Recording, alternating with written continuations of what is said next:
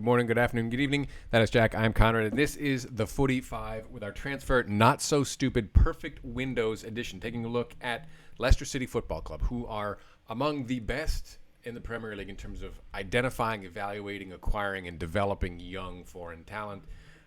They're also another really, really fun team to watch. Except over the last couple of seasons, the last 12 matches of the year, they have a tendency to just kind of run out of gas. Some bad photoshopery here, but it's, well, that's not even a Leicester Liverpool uniform. If you look right here too closely, you're going to see that. Hang on, why is his arm peeking through, or the red? Why is his shoulder so flat? Yeah, why and is the stripes on the football so blue and not red? I think Leicester, you go back to their title-winning season, you bring Conte in from the lower leagues or lower stages of France, you bring Vardy in from the lower stages of England, you have Mahrez you develop as well. You sell on two of those guys. Vardy's still there, obviously.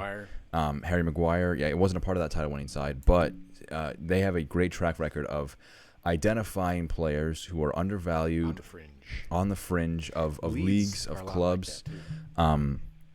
And they can develop it too. It's not just a case of, you find a guy who's guaranteed to be a success. They do a very good job of fostering that talent and developing that talent. Fofana, a great guy that they've developed for the last year plus. Unfortunate injury for him. James Justin. They've done some tremendous transfer moves as well. And I think we talk about run out of gas. It's a combination of, I think, Brendan Rodgers' flaws as a manager. Sometimes he under the pressure, panics a little bit. But I think also it's in large part due to injury. They have been devastated by long-term injuries, almost uncomparably to any other side. Especially Fofana, the most recent one. Justin's still out. Johnny Evans out. Castagne out. Ricardo Pereira was out for large parts of last season. So they're a tremendous side, but they have the injury bug at many points. And they're long injury bugs. They're not just short little niggle things. They're like, your ACL's gone. So speaking of back to the getting run out of gas situation in the last 12, we'll take a look at the last two seasons and where they netted out from points. And you've got points and then points per game. So 1920, they started out with 50 points in the first 26 matches. Really, really good. Came home third, if I remember correctly, which is 10th in the league, right? Actually, yeah, that was 17th in the league in 19 for the last 12 matches. Versus last season, similar, 49 out of the gate, 17 down the stretch. Now, this was the first one was the COVID impacted season where you had that 3-month gap where nobody was playing anything. They came back and were just gassed. Never really were able to recapture the form prior. Whereas in 2021, they just faded down the stretch.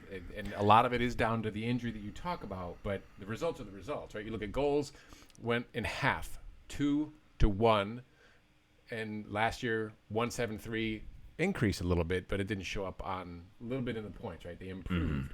And then goals against in 25% up, 1920, and then a big jump going from 1.15 to 1.6 last year. Yeah, that was the issue. Is their inability to and as you talk about Pereira, close out matches. Yeah. So I think that really it's encouraging that first half. You know, that you say, or the first two thirds, I should say. Yeah, sorry.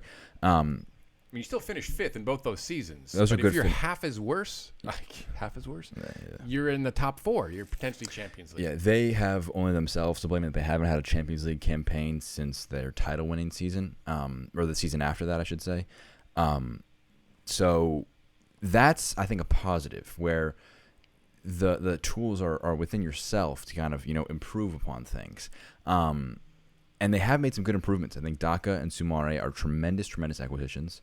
We'll get to that in a minute. Yeah, and a bit of injury worry to start the season off. So as you want to mention, can you get to that early point where it matters late on that you're still in the race? I mean, that's what got them to that 50-point mark. When you talk about fading down the stretch, Rodgers now has to deal with no Fofana. Granted, he was 20, but he was a great partner to Cagliari. He was one of those two are one of the best center backs in the league, one of the best duos in the league. I would put them up there with almost any center back duo in the league, and you could play back 3 with them, bring in James Justin, but now you're forced to do a multitude of things. But and that tackle, it was a friendly.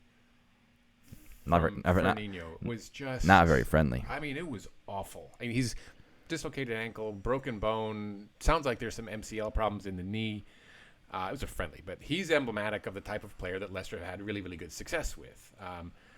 So now you've got Johnny Evans, James Justin, Timothy Castagne, all recovering from injury. The Johnny Evans injury, that plantar fasciitis, who knows how long that lasts. Fox's need to find a center back, as we talked about.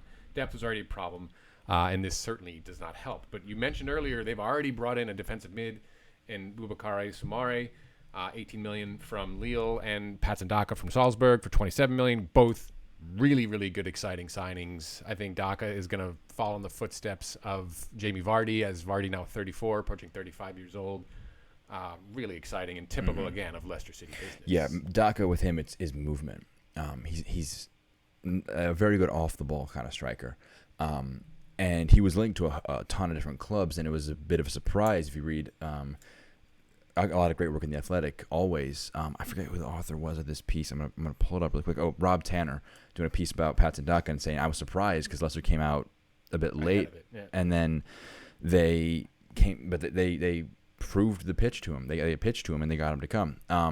So I think that no Fofana means that Ndidi, maybe Amarty, you might drop him back into the center back spot, pull a Liverpool, play some midfielders in defense. Well, Ndidi has done that before. Yeah, Fofana missed, I think, around 10 games last season, so they are used to his absence and trying to figure out ways to plug it in. But without Evans, without Justin, without Castagne, who isn't a center back, but he's a defensive player, so maybe Bertrand might have to drop back into the defense. He mentioned after that friendly against Villarreal, I think he was. We didn't even bring him up. And he mentioned, we've been working on our fluidity in the back four, back five, but it's interrupted because one of our key players got hurt.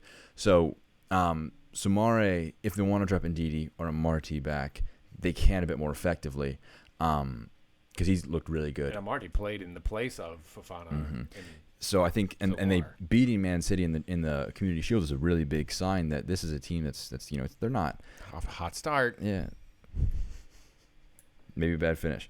But I think that Daka is going to be a very exciting one. It's going to be the kind of signing where he doesn't have to run in and immediately be a success because you still have I don't know how many more years of Vardy you have left, considering pace is a big part of his. He's defying what he should be declining right now. But I think he will be the long-term successor of Vardy, or if not, he will be another great turnaround signing like a Harry Maguire.